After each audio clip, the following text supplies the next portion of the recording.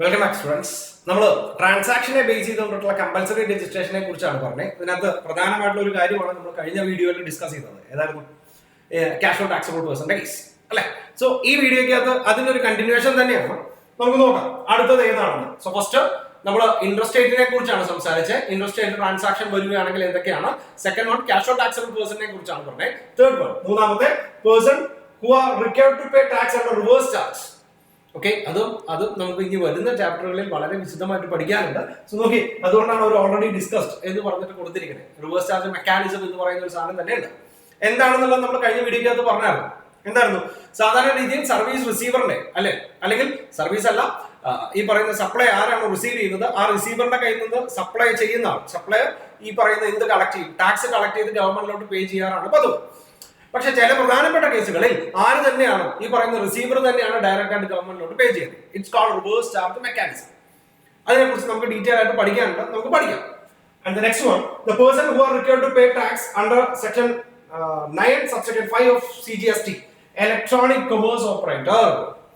That means electronic commerce operator ആയിട്ടാണ് നിങ്ങൾ register ചെയ്തിരിക്കുന്നതെങ്കിൽ ഈ പറയുന്നത് പോലെ ട്രാൻസാക്ഷൻ അല്ലെങ്കിൽ ടോട്ടൽ ടേൺ ഓവറിന്റെ ത്രെഡ് ഹോൾഡ് ലിമിറ്റ് നോക്കേണ്ട, ഏതിന്റെ അടിസ്ഥാനത്തിൽ തന്നെ രജിസ്റ്റർ ചെയ്യണം? സിംഗിൾ ട്രാൻസാക്ഷന്റെ അടിസ്ഥാനത്തിൽ തന്നെ രജിസ്റ്റർ ചെയ്യണം. എന്താണെന്ന് നോക്കാം. Okay, electronic commerce operator shall include every person who directly or indirectly owns, operates or manages an electronic platform that is engaged in facilitating supply of any goods and or services, in providing any information or any service incidental to or in connection with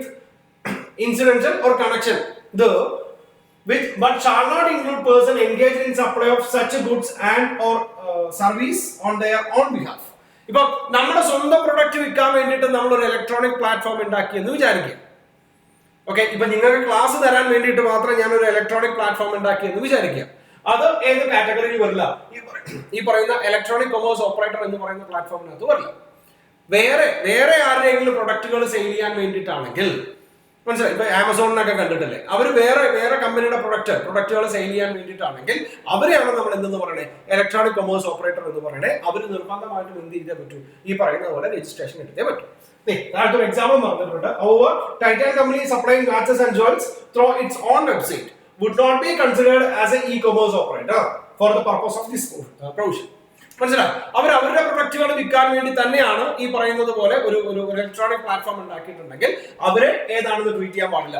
ഈ പറയുന്ന electronic commerce operator ആയിട്ട് treat ചെയ്യാൻ പാടില്ല. അതല്ലാതെ വേറെ ആൾക്കാരുടെ പ്രൊഡക്റ്റുകൾ വിൽക്കാൻ വേണ്ടിയിട്ട് നമ്മളൊരു എന്താ പറയാ, ഒരു ഇലക്ട്രോണിക് പ്ലാറ്റ്ഫോം ഉണ്ടാക്കുകയാണെങ്കിൽ, വെബ്സൈറ്റോ മൊബൈൽ ആപ്ലിക്കേഷനോ സംതിങ് എന്ത് വേണേലോ, അങ്ങനെ വരുന്ന ആൾക്കാരെ അല്ലെങ്കിൽ അങ്ങനെ ആ കാറ്റഗറിനെയാണ് നമ്മൾ എന്തെന്ന് പറഞ്ഞത്? ഇലക്ട്രോണിക് കൊമേഴ്സ് ഓപ്പറേറ്റർ എന്ന് പറയുന്നത്. അവര് നിർബന്ധമായിട്ടും എന്ത് ചെയ്തേ പറ്റൂ? രജിസ്റ്റർ ചെയ്താലേ പറ്റൂ. സിറ്റുവേഷൻ മനസ്സിലായോ?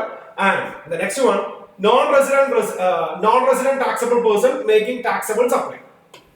ക്യാഷ് ഓൺ ടാക്സബിൾ പേഴ്സൺ എന്താണെന്ന് നല്ലപോലെ മനസ്സിലാക്കിയാൽ, ആ വീഡിയോ നല്ലപോലെ കണക്ട് ചെയ്താൽ ഈ പറയുന്ന നോൺ റെസിഡന്റും ഈ പറയുന്ന ഡിഫറൻസുകൾ മാത്രം പറഞ്ഞാൽ മതി, പെട്ടെന്ന് മനസ്സിലാവും. ദാറ്റ് മീൻസ് ഒരു സ്റ്റേറ്റിൽ നിന്ന് വേറൊരു സ്റ്റേറ്റിലോട്ട് ഫിക്സഡ് പ്രൈസ് ഓഫ് ബിസിനസ് ഇല്ലാത്ത വേറൊരു സ്റ്റേറ്റിൽ ബിസിനസ് ചെയ്യാനുള്ള അല്ലെങ്കിൽ അങ്ങനെയുള്ള ആൾക്കാരാണ് നമ്മൾ ക്യാഷ് ഓൺ ടാക്സബിൾ പേഴ്സൺ എന്ന് പറഞ്ഞത്.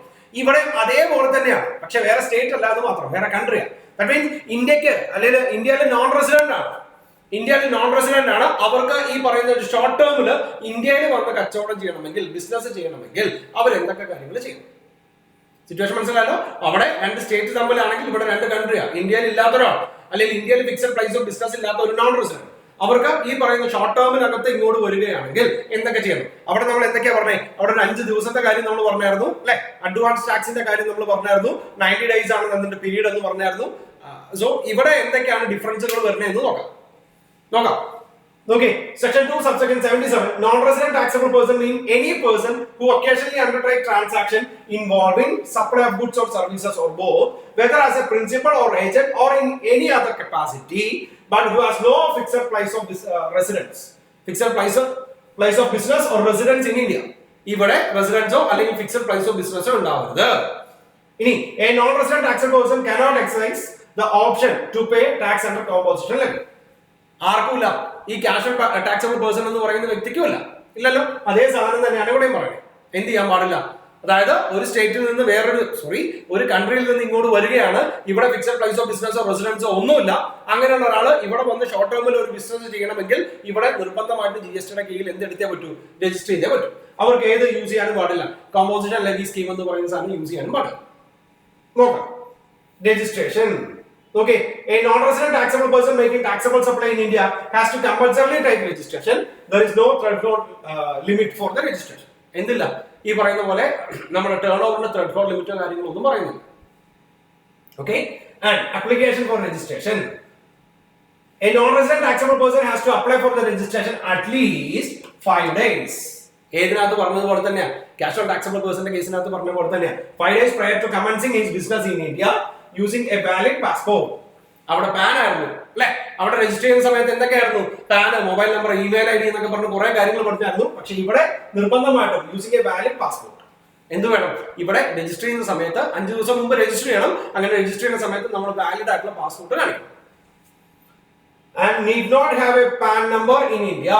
ഇന്ത്യയിൽ പാൻ കാർഡ് വേണമെന്ന് യാതൊരുവിധ നിർബന്ധവുമില്ല. മനസ്സിലായോ? Okay, a non-resident taxable person is not required to apply in normal application for registration being filed by the other tax person. അവിടെ നമ്മൾ എന്താ പറഞ്ഞേ, ക്യാഷ് ഓൺ ടാക്സബിൾ, ഞാൻ ഇങ്ങനെ കമ്പയർ ചെയ്ത് പറയുന്നത് നിങ്ങൾക്ക് പെട്ടെന്ന് മനസ്സിലാവാൻ വേണ്ടിയിട്ടാണ് അല്ലെ. അവിടെ ക്യാഷ് ഓൺ ടാക്സബിൾ പേഴ്സന്റെ കേസിനകത്ത് എന്താ പറഞ്ഞേ, നോർമൽ ഫോം തന്നെ മതി. പക്ഷെ ഇവിടെ പറയുന്നത് അങ്ങനെ നോർമൽ ഫോം വേണ്ട, നോർമൽ ഫോം വേണ്ട, ഏത് മതി, a simplified form of GST REG 09.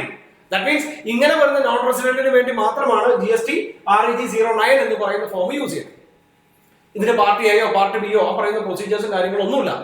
Okay, so difference ആണ് അത് ഓർക്കാൻ വേണ്ടിയിട്ട് ഞാൻ അങ്ങനെ ഡിഫറൻസ് കമ്പയർ ചെയ്ത് പറയണേ.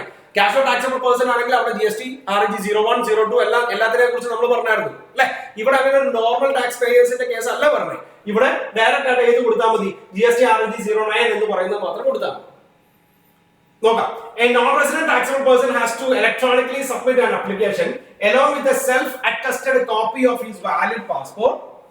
Okay, passportന്റെ self-attested copy കൂടെ കൊടുക്കണം. Duly signed or verified through electronic verification code. In GST REG 09, at least 5 days prior to the commencement of the business at the common portal, either directly or through facilitation center notified by the commissioner. മനസ്സിലായോ? 5 ദിവസം മുമ്പ് ഈ പറയുന്ന documents GST REG 09 എന്ന് പറയുന്ന 09 എന്ന് പറയുന്ന documents കൊടുക്കണം. കൊടുക്കുന്നതിന്റെ കൂട്ടത്തിൽ നമ്മുടെ പാസ്പോർട്ട് സെൽഫ് അറ്റസ്റ്റ് ചെയ്തും കൂടെ കൊടുക്കണം. Okay, and in case the non resident taxable person is A business entity. Okay, ഒരു ബിസിനസ് എന്റിറ്റി ആണ്, ഇപ്പൊ ഒരു കമ്പനി ആണെന്ന് വിചാരിക്കുക. ഇവിടെ വന്ന് കച്ചവടം ചെയ്യുന്നത് അവിടുത്തെ ഒരു കമ്പനിയാണ്, ഒരു സിംഗിൾ പേഴ്സൺ അല്ല, ഒരു ബിസിനസ് എന്റിറ്റി ആണെന്ന് വിചാരിക്കുക. Incorporated or established outside India, the application of registration shall be submitted along with its tax identification number or unique number on the basis of which the entity is identified by the government of that country or its PAN if available. മനസ്സിലായി? അതായത് ഒരു വ്യക്തിയാണെങ്കിൽ അങ്ങനെ passport കാണിക്കണം. ഇനി അങ്ങനെ ഒരു വ്യക്തിയല്ല, ഒരു ഇൻകോർപ്പറേറ്റഡ് ആയിട്ടുള്ള, മനസ്സിലായി, അല്ലെങ്കിൽ ഒരു എസ്റ്റാബ്ലിഷ്മെന്റ് ആണെന്ന് വിചാരിക്കുക. ഇപ്പം ഒരു കമ്പനിയാണ്, പുറത്ത് വിദേശത്തുള്ള ഒരു കമ്പനിയാണ് ഇവിടെ വന്ന് ബിസിനസ് ചെയ്യണമെന്ന് വിചാരിക്കുക. അങ്ങനെയാണെങ്കിൽ അവർ രജിസ്റ്റർ ചെയ്തത് ഏത് ലോയുടെ അടിസ്ഥാനത്തിലാണോ അതിന്റെ കീഴിൽ വരുന്ന അവരുടെ രജിസ്ട്രേഷൻ നമ്പർ കൂടെ ഏതിന്റെ കൂടെ ഹാജരാക്കണം, ഈ പറയുന്ന അപ്ലിക്കേഷൻ ഓഫ് രജിസ്ട്രേഷന്റെ കൂടെ ഹാജരാക്കണം. And the application for the registration made by a non-resident taxable person has to be signed. His authorized signatory, who shall be the person resident in India having a valid PAN. എങ്ങനെയായിരുന്നു? The application for registration made by a non-resident taxable person has to be signed by his authorized signatory, who shall be the person resident in India having a valid PAN. മനസ്സിലായി? അതായത് ഒരു single പേഴ്സണെ കുറിച്ചല്ല പറയണേ. ഈ പറയുന്ന പോലെ establishment ആണെങ്കിൽ അതിന് ഇന്ത്യയിലെ റെസിഡന്റ് ആയിട്ടുള്ള ആരാണ് ഓതറൈസ്ഡ് ആയിട്ടുള്ള ആള് അങ്ങേരുടെ പാനും കൂടെ. Having a valid PAN. On successful verification of PAN, mobile number and email address of the person applying for the registration as a non-resident taxable person will be given a temporary reference number by the common portal for making the mandatory advance deposit of tax for the amount equivalent to the estimated tax liability of such a person for the period for which the registration is on. ഏതുപോലെ തന്നെയാണ്, അതായത് validate ചെയ്യണമെങ്കിൽ ഈ പറയുന്ന certificate of registration എന്ന് പറയുന്ന സാധനം കൊടുക്കണമെങ്കിൽ എസ്റ്റിമേറ്റഡ് ടാക്സ് ലയബിലിറ്റി എത്രയാണെന്ന് കണ്ടുപിടിച്ച്, അല്ലെങ്കിൽ അഡ്വാൻസ് ടാക്സ് എത്രയാണെന്ന് കണ്ടുപിടിച്ച് അത് പേ ചെയ്യും. Okay, and the registration certificate shall be issued electronically only after the said deposit appears in the electronic cash ledger. The amount deposited shall be credited to the electronic cash ledger of the non-resident person. The non-resident taxable person can make the taxable supply only after the issuance of certificate of registration. ഏതുപോലെ തന്നെയാണ് casual taxable പേഴ്സണെ കുറിച്ച് പറഞ്ഞതുപോലെ തന്നെയാണ് പറയണേ, ഒരു വ്യത്യാസവുമില്ല. മനസ്സിലാവും? എന്തടക്കണം? ഈ പറയുന്ന പോലെ രജിസ്റ്റർ ചെയ്യുന്ന സമയത്ത് സിംഗിൾ പേഴ്സൺ ആണെങ്കിൽ പാസ്പോർട്ട് മതി, എൻറ്റിറ്റി ആണെങ്കിൽ ഇവിടെ വാലിഡ് ആയിട്ടുള്ള പാൻ ഉള്ള ഏതെങ്കിലും ഒരു അതോറിറ്റി വേണം. മനസ്സിലാവും? അയാളുടെ പാൻ നമ്പർ കൂടെ വെച്ച് നമുക്ക് അപ്ലൈ ചെയ്യാം. അപ്ലൈ ചെയ്യുന്ന നേരത്ത് എത്രയാണോ ടാക്സ് ആയിട്ട് വരാൻ പറ്റുന്നത്, എസ്റ്റിമേറ്റഡ് ടാക്സ് എമൗണ്ട് എത്രയാണോ അതും കൂടെ പേ ചെയ്യണം. ആ പേ ചെയ്ത എമൗണ്ട് നമ്മുടെ ക്യാഷ് ലെഡ്ജറിനകത്ത് കയറി വരണം. വരികയാണെങ്കിൽ മാത്രമേ നമുക്ക് സർട്ടിഫിക്കറ്റ് ഓഫ് രജിസ്ട്രേഷൻ കിട്ടുള്ളൂ. അങ്ങനെ സർട്ടിഫിക്കറ്റ് ഓഫ് രജിസ്ട്രേഷൻ കിട്ടിയാൽ മാത്രമേ നമുക്ക് ഇവിടെ എന്ത് ചെയ്യാൻ പറ്റുള്ളൂ, ബിസിനസ് ചെയ്യാൻ പറ്റും. Advance tax. Okay, a non-resident taxable person has to make an advance deposit of tax in an amount equal to the estimated tax liability for the period following the registration is on. അവിടെ പറഞ്ഞ അതേ കാര്യം തന്നെയാണ്. Okay, validity for the registration അവിടെ എത്രയായിരുന്നു? അവിടെ 90 days ആണ് അല്ലെ? 90 days ആയിരുന്നു. വേണമെങ്കിൽ എക്സ്റ്റെൻഡ് ചെയ്യാം, എക്സ്റ്റെൻഡ് ചെയ്യണമെങ്കിൽ കുഴപ്പമില്ല. പക്ഷെ എക്സ്റ്റെൻഡ് ചെയ്യുന്നതിന്റെ ഏതും കൂടെ കൊടുക്കണമെന്ന് മാത്രം, ടാക്സ് ലയബിലിറ്റി കൂടെ കൊടുക്കണമെന്ന് മാത്രം. അതേ കാര്യം തന്നെയാണ് ഇവിടെയും പറയുന്നത്. Okay, a certificate of registration shall be valid for the period specified in the application for registration or the 90 days from the effective date of registration, whichever is earlier.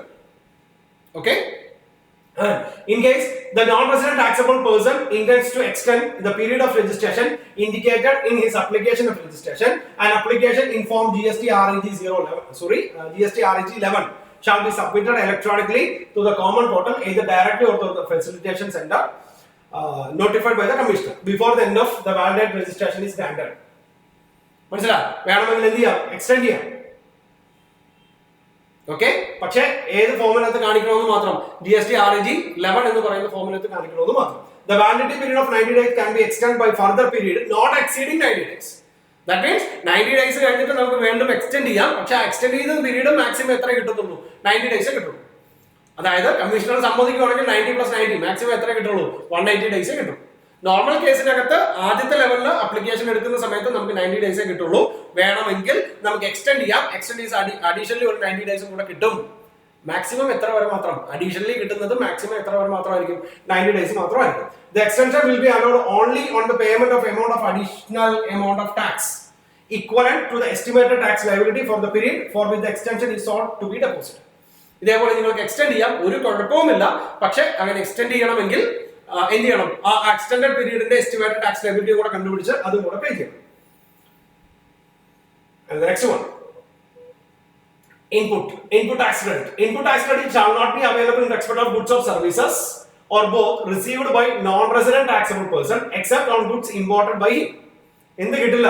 Input tax credit shall not be available in respect of goods or services or both received by a non-resident taxable person except goods imported by him. മനസ്സിലായി? The taxes paid by the non-resident taxable person shall be available as a credit to the respective recipient. പക്ഷെ എന്ത് കിട്ടും? ഈ പറയുന്ന non റെസിഡന്റിന് ആരെങ്കിലും tax കൊടുക്കുകയാണെങ്കിൽ, ഇപ്പൊ നമ്മൾ ആ പറയുന്ന നോൺ റെസിഡന്റിന് ടാക്സ് കൊടുത്തിട്ടാണ് എന്തെങ്കിലും വാങ്ങിക്കുന്നതെങ്കിൽ നമുക്ക് ഇൻപുട്ട് ടാക്സ് ക്രെഡിറ്റ് കിട്ടും. സിറ്റുവേഷൻ മനസ്സിലായോ? നോൺ റെസിഡന്റിന് ക്ലെയിം ചെയ്യാൻ പറ്റില്ല എന്നാണ് പറയണേ, നമുക്ക് ഇൻപുട്ട് ടാക്സ് ക്രെഡിറ്റ് ക്ലെയിം ചെയ്യാൻ പറ്റും. മനസ്സിലായോ? ഓക്കെ, നോക്കി റിട്ടേൺ. അടുത്ത റിട്ടേണിനെ കുറിച്ചാണ് പറയണേ. The non-resident taxable person shall furnish a return in form GSTR5 electronically. അവിടത്തെ പോലെ ക്യാഷ് ഓൺ ടാക്സബിൾ പേഴ്സണെ പോലെ GSTR 1 or 2 or 3 അങ്ങനെയൊന്നുമില്ല. GSTR5 കൊടുത്താൽ മതി. Common portal either directly or through a facilitation center notified by the commissioner, including therein in details outward supply and inward supply, and shall pay the tax, interest, penalty, fee or any other amount payable under this act or the rules within 20 days after the end of the calendar month or within 7 days after the last day of valid period of registration, whichever is earlier. അത് മാത്രമാണ് ഒന്ന് confusing ആവുന്നത്, നോക്കിയാൽ മതി. എങ്ങനെയായിരുന്നു? എപ്പോഴാണ് അടക്കേണ്ടത് അല്ലെങ്കിൽ എപ്പോഴാണ് റിട്ടേൺ സബ്മിറ്റ് ചെയ്യേണ്ടത്? Within 20 days after the end of the calendar month. മനസ്സിലായി? എപ്പോഴാ? within 20 days after the end of the calendar month. ആ calendar month കഴിഞ്ഞ് within 20 days or within 7 days after the last day of valid period of registration, whichever is late. Sorry, whichever is early. Situation മനസ്സിലായി? ഇനി ഇപ്പൊ ഒരു 3 മാസത്തേക്കാണെന്ന് വിചാരിക്കുക, ഇങ്ങോട്ട് വന്നിരിക്കുന്ന ഒരു 3 മാസത്തേക്കാ. സോ നമ്മൾ അവിടെ പറയുന്നത് എന്താ?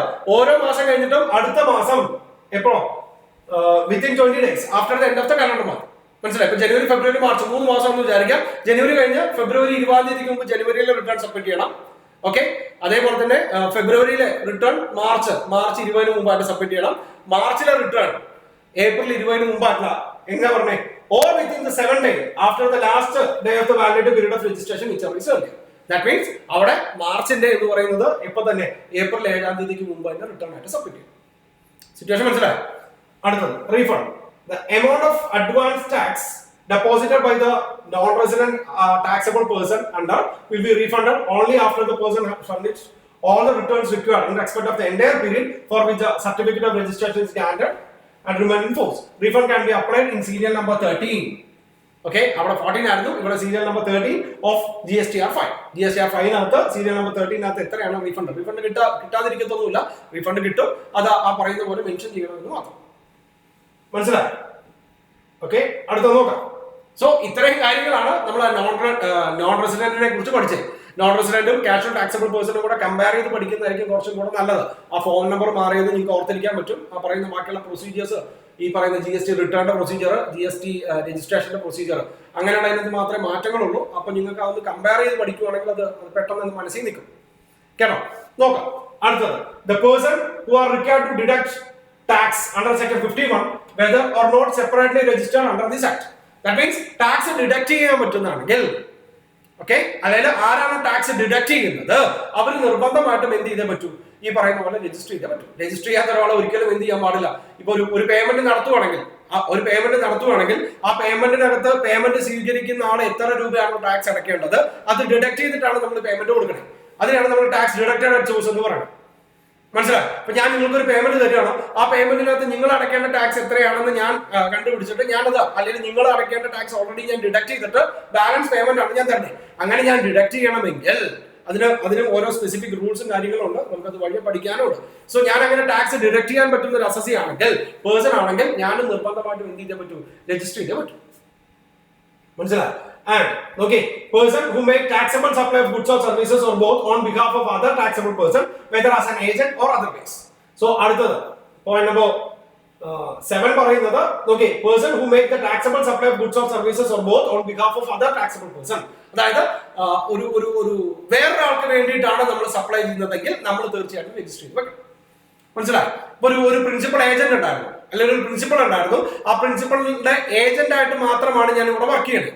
അല്ലെങ്കിൽ ഞാൻ ഗുഡ്സോ സർവീസസോ ഇവിടെ സപ്ലൈ ചെയ്യുന്നത് അങ്ങനെ ഒരു ഏജന്റ് ആയിട്ട് മാത്രമാണെങ്കിൽ ഞാൻ നിർബന്ധമായിട്ടും എന്ത് ചെയ്തേ പറ്റൂ? രജിസ്റ്റർ ചെയ്തേ പറ്റൂ. സിറ്റുവേഷൻ മനസ്സിലായി? വായിച്ചേ. Clearing and forwarding agent receives the goods on behalf of the principal. Subsequently, he supplies goods to the customers and agent of the principal. He maintains the stock and report to the principal.